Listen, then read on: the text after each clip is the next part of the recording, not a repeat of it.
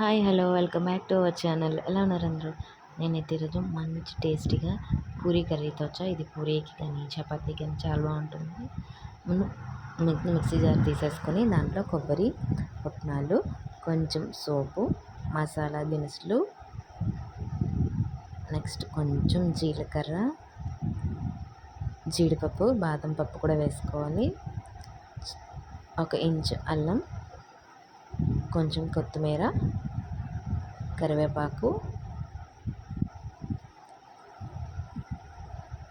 Next వెల్లుల్లి, పచ్చిమిర్చి కూడా వేసేసి మెత్తటి పేస్ట్ చేసుకోవాలన్నమాట. దీన్ని సాల్ట్ కూడా యాడ్ చేయాలి.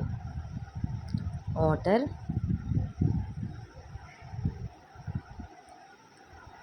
ఇది మెత్తగా పేస్ట్ చేసేసుకోవాలి కదా.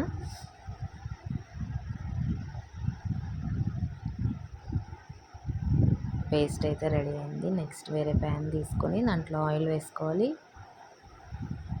కొంచెం ఆవాలు, 1 స్పూను జీలకర్ర, ఇది వేగిన తర్వాత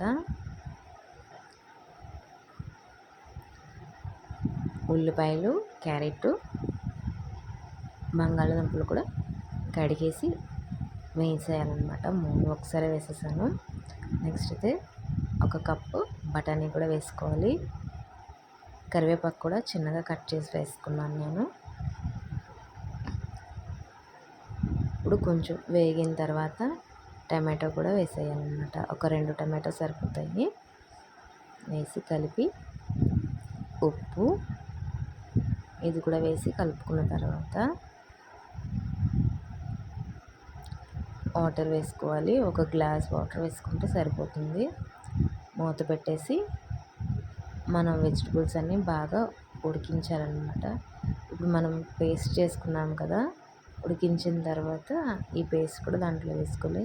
ఇది చాలా థిక్గా ఉంటుంది. పేస్ట్ కూడా హెవీ ఉంటుంది తిన్నప్పుడు కూడా. మనకి పేస్ట్ మీరు చూసుకొని చేసుకోండి అన్నమాట.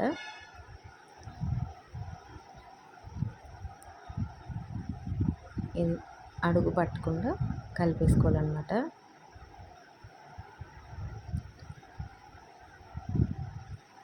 బాగుంటుంది పూరీ, చపాతీ, రైస్లో కూడా బాగానే ఉంటుంది. కొంచెం వాటర్ కూడా వేసేసుకున్నాను అన్నమాట నేను. పూరీలోకి అయితే చాలా బాగుంటుంది. ఇంకా దీన్ని మళ్ళీ మూత పెట్టి అంత మసాలా పేస్ట్తో వెజిటబుల్స్ అన్నీ బాగా ఉడికించిన తర్వాత మూత తీసి చూసుకోవాలన్నమాట. కొంచెం పలుచగానే ఉంచుకోవాలి. నెక్స్ట్ అయితే నేను పూరీ కూడా వేయించుకుంటున్నాను.